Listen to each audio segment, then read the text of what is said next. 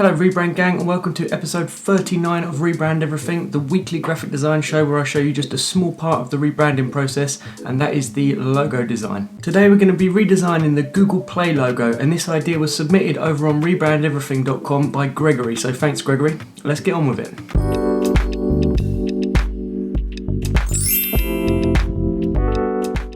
So the current Google Play logo looks like this. And if you look at this next to the other Google icons, it looks like it's a little bit of a different style. You can see that some of the other icons do use shadows and stuff, but the Play logo seems to use these coloured gradients instead, which kind of makes it look like it's from a bit of a different set of icons. This is the current Google Play homepage. You may have seen in the news recently that Google Play Music is being replaced by YouTube Music, which means that there will now only be 4 subcategories under like this Google Play umbrella. This is kind of good because there is 4 colours in the Google G icon that they use, the Google logo, the Chrome logo, and also in some other well-known Google icons. So today I'm going to come up with some new ideas for the Google Play logo, bearing in mind how this will fit with the rest of the Google brand and logos. So as always at the sketching stage, I was just pumping every idea out of my head and onto the page. Essentially just looking at different ways to split up a play button into 4 pieces in some creative ways that will kind of fit this Google logo vibe. I also looked at some icons that could include like a subtle P within the icon, as I always kind of like to see that in a logo when there's kind of like a little like hidden feature, something that isn't immediately obvious, but then once you see it you think like, oh, that's like a clever little addition. So I thought that might be nice to work something like that in. I feel like the play button triangle idea just works so well with the name, like Google Play. It just seems like there's such a obvious link there, and such a good link there, that there's no point moving too far away from that.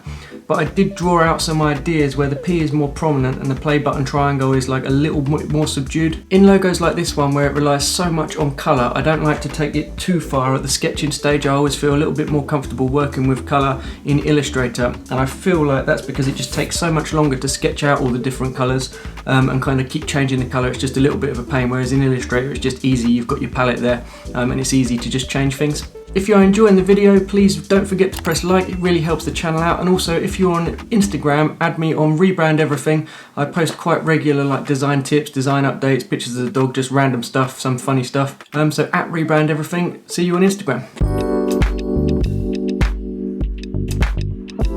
1. So for option 1, I wanted to make like an evolution logo rather than a complete rethink of everything.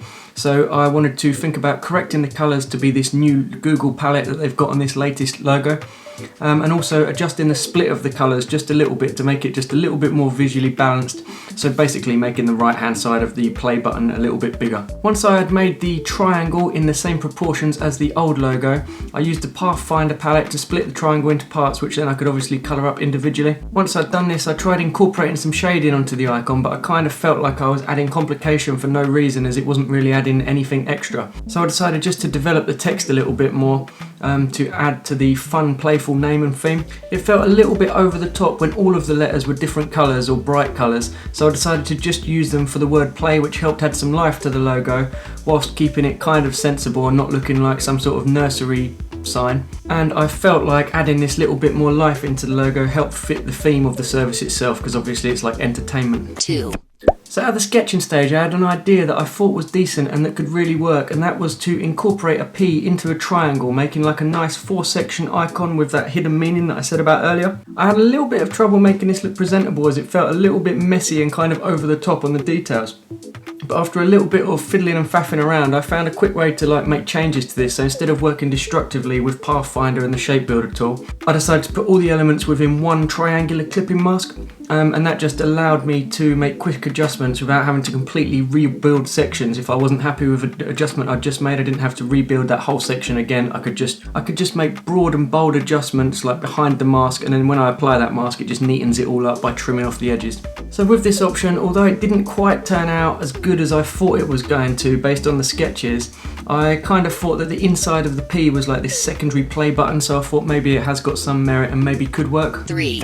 When I was looking at the existing other app icons that Google actually use, I saw that the Google Drive logo was like a nice triangular concept that I thought maybe I could use for inspiration for some of my options.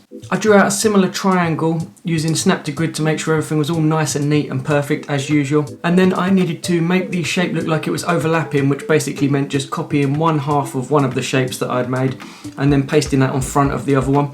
And it just gives it that sort of like weaved look where it feels like it's coming underneath and on top. Once I was happy with the overall structure of this, I needed to get to that point of no return and commit to Pathfinder in it and splitting it into pieces.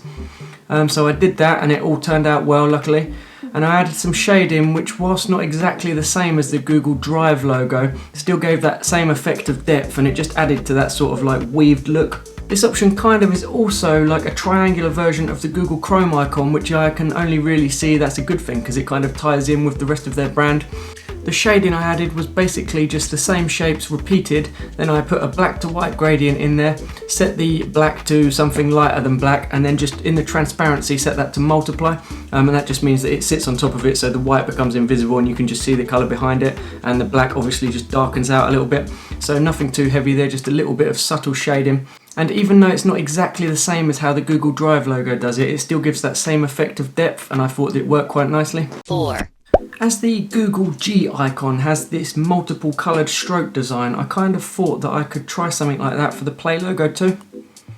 I matched up the stroke width to the stem of the P and then started creating like a continuation of that was making the shape of a play button, or like the outline of a play button.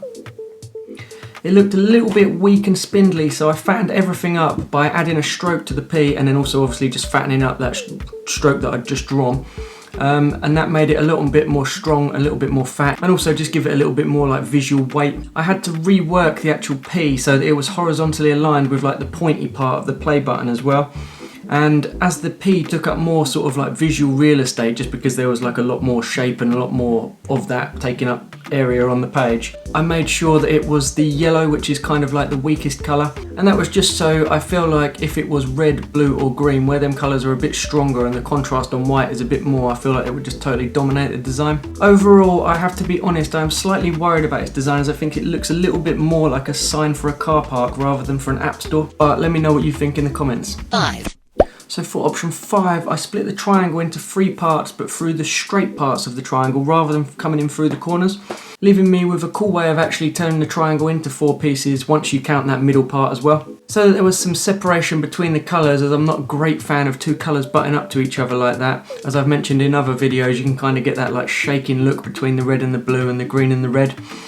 So I wanted to put some sort of divider between there, so I just used a white stroke and just fiddled around with that, and I got something that looked okay, but there was just something that felt a little bit kind of like childish and basic about it. So what I was thinking is maybe it would look better if I took the shape which I used in option 3, which had the like overlapping parts, which was kind of derived from the Drive logo, and used a white stroke on that instead of using the shading.